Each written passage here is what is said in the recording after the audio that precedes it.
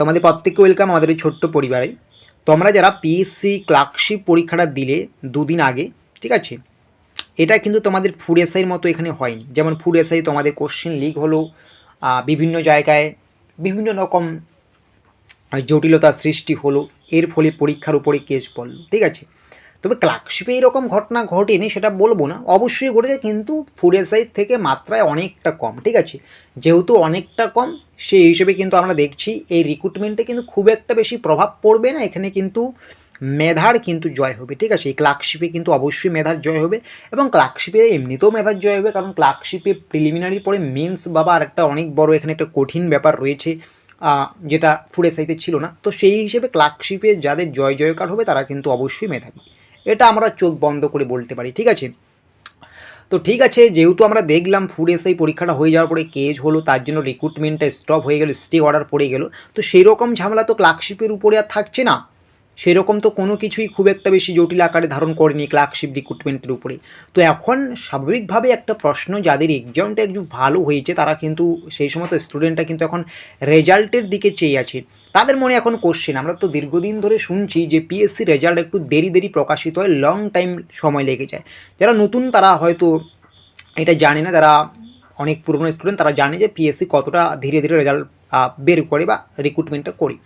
তো সেই হিসেবে তো আমরা দেখলাম, ফুড এসআইয়ের কথাটা আমি বাদে দিলাম, কারণ ফুড এসআই একটা কেস হয়েছে, যে পরীক্ষাতে কেস হয় তার রেজাল্ট এমনিতেই মানে দেরি করে প্রকাশিত হয়, তোমরা প্রত্যেকেই জানো। তাহলে ক্লার্কশিপের তো কোনো সেরকম ঝামেলা হলো না। ক্লার্কশিপের রেজাল্টটা কবে নাগাদ প্রকাশিত হতে পারে? 2-1 মাসের মধ্যে বা 2-3 মাসের মধ্যে কি রেজাল্ট প্রকাশিত হবে? স্বাভাবিকভাবে যাদের পরীক্ষা ভালো হয়েছে এটা কিন্তু প্রশ্নে জাগবে।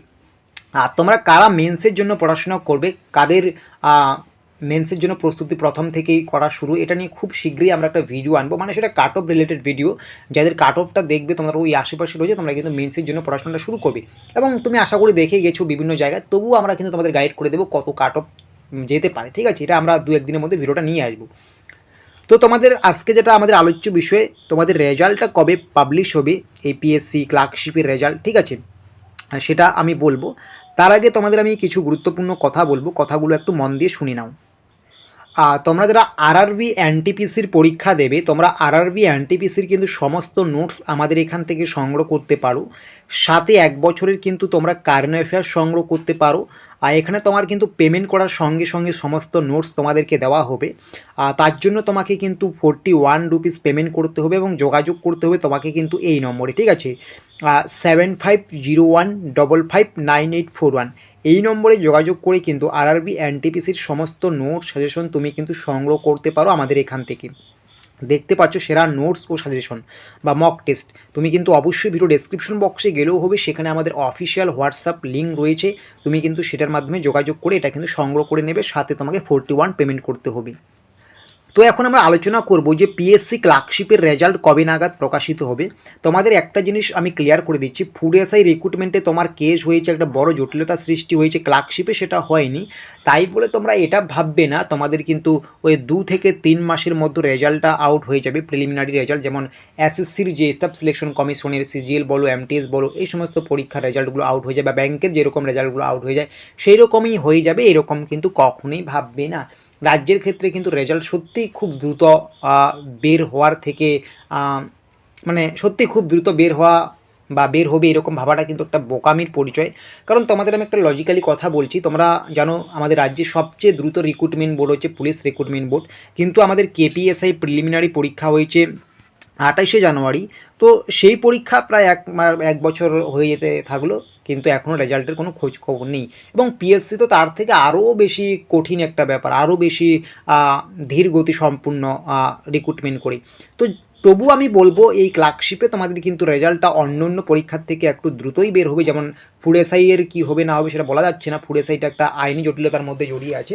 তো ফুড এসআইয়ের মতো এখানে তো হচ্ছে না, তো সেই হিসেবে এখানে ফুড এসআই তো আমরা বুঝতেই পারছি না রেজাল্ট বের হবে কি না, কী হবে কখন কী হবে, কিন্তু ওটা তো আমরা বুঝতে পারছি না আইনি জটিলতার জন্য, যেহেতু ক্লার্কশিপে এখনও পর্যন্ত সেই রকম আইনি জটিলতার সৃষ্টি হয়নি। তো আশা করা যায় তোমাদের কিন্তু এই ক্লার্কশিপের রেজাল্ট কিন্তু 6 থেকে 7 মাসের মধ্যে কিন্তু বেরিয়ে যাবে, ঠিক আছে। আমি বলবো না তোমাদের এটা 2024 চলছে প্রায় শেষের দিকে, 25-এর তোমাদের ফেব্রুয়ারি মার্চ মাস নাগাদ তোমাদের রেজাল্টটা বের হবে, এটা কিন্তু কখনই বলা যাবে না। কারণ বিভিন্ন বছর আমরা দেখেছি এইরকম এত দ্রুত রেজাল্ট আমরা কখনোই বেরোতে দেখিনি। এই 6 থেকে 7 মাস যেটা আমি বললাম এটাও কিন্তু আমি অনেকটাই এগিয়ে বললাম। এর থেকেও বেশি সময় লাগতে পারে।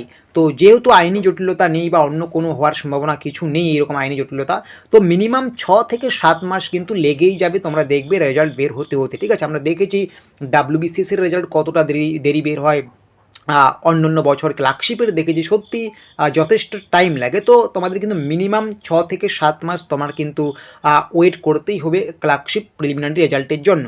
ঠিক আছে, এবং তার আগে বের হওয়ার সম্ভাবনা নেই সেটা আমরা বুঝতেই পারছি। যদি বের হয় তো খুব ভালো, এর থেকে ভালো কিছু হয় না। ঠিক আছে, তাহলে তোমাদের কিন্তু যাদের পরীক্ষাটা একটা ভালো হয়েছে তোমাদের কিন্তু এই 6 থেকে 7 মাসের মধ্যে কিন্তু তোমার কিন্তু মেন্সের সিলেবাসটা কমপ্লিট করে রাখতে হবে। ঠিক আছে, আর মেন্সের সিলেবাসটা কিন্তু যথেষ্ট চাপের আছে, তার জন্য কিন্তু প্রথম থেকে শুরু করবে যদি তোমার এক্সামটা ভালো হয়ে থাকে।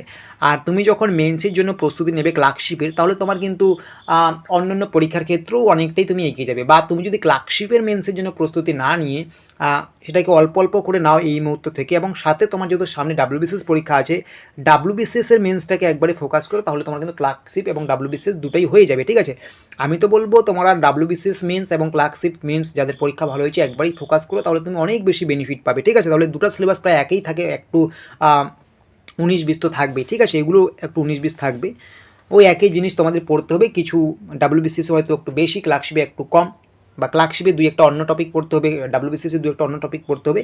তো এভাবেই তোমাদের চলতে হবে। ঠিক আছে, শুধুমাত্র ক্লার্কশিপের 6 মাসের জন্য অপেক্ষায় থাকবো, রেজাল্টের মেন্সে বসবো, তারপরে কি হয় না হয় এতটা কী বলবো, এতটা মানে আশা নিয়ে থেকো না। ক্লার্কশিপের পাশাপাশি WBCSটাকেও ফোকাস করো, বা অন্য যেগুলো আছে সেগুলোকেও ফোকাস করো। তবে আমরা তোমাদের খুব তাড়াতাড়ি জানিয়ে দেবো তোমাদের কত নম্বর থাকলে তোমরা একদম মেন্সের জন্য 100% দিয়ে আলোচনা মানে প্রস্তুতি বা প্রিপারেশন নেবে, সেটা আমরা খুব তাড়াতাড়ি জানাবো। পরশু দিন হয়তো এই রিলেটেড আমরা ভিডিও করিয়ে দেবো। ঠিক আছে, তো এটাই তোমাদের বললাম, তোমাদের ক্লার্কশিপের রেজাল্ট বেরোতে কিন্তু একটু সময় লাগবে, যেহেতু কেস ফেস নেই, তবুও আমি বলবো যে অন্য অন্য এক্সামের ক্ষেত্রে অনেকটাই এগিয়ে বের হবে, তবুও 6 থেকে 7 মাস কিন্তু সময়টা লাগবে। ঠিক আছে, যারা দীর্ঘদিন ধরে তোমরা জানতে চাচ্ছ এক্সাম বের হয়ে আসার পরে, বা আগে থেকেও অনেকেই জানতে চাচ্ছ যে ক্লার্কশিপের রেজাল্টটা বের হতে কতটা সময় লাগে, ওই 6 থেকে 7 মাস লাগবে অ্যাভারেজে আমরা যদি ধরি। ঠিক আছে, এবং পুরো রিক্রুটমেন্ট শেষ হতে কিন্তু প্রায় 2 বছরের কাছাকাছি কিন্তু লেগে যায়, কারণ প্রিলিমিনারি রেজাল্ট বের হবে, মেন্স হবে, টাইপিং টেস্ট হবে, ফাইনাল মেরিট লিস্ট প্রকাশিত হবে, মানে এটা সময় যথেষ্ট টাইম লাগবে। তবে প্রিলিমিনারি নিয়ে যেটা কথা বললাম তোমাদের 6 থেকে 7 মাস লেগে যাবে, আশা করি বুঝতে পেরেছো।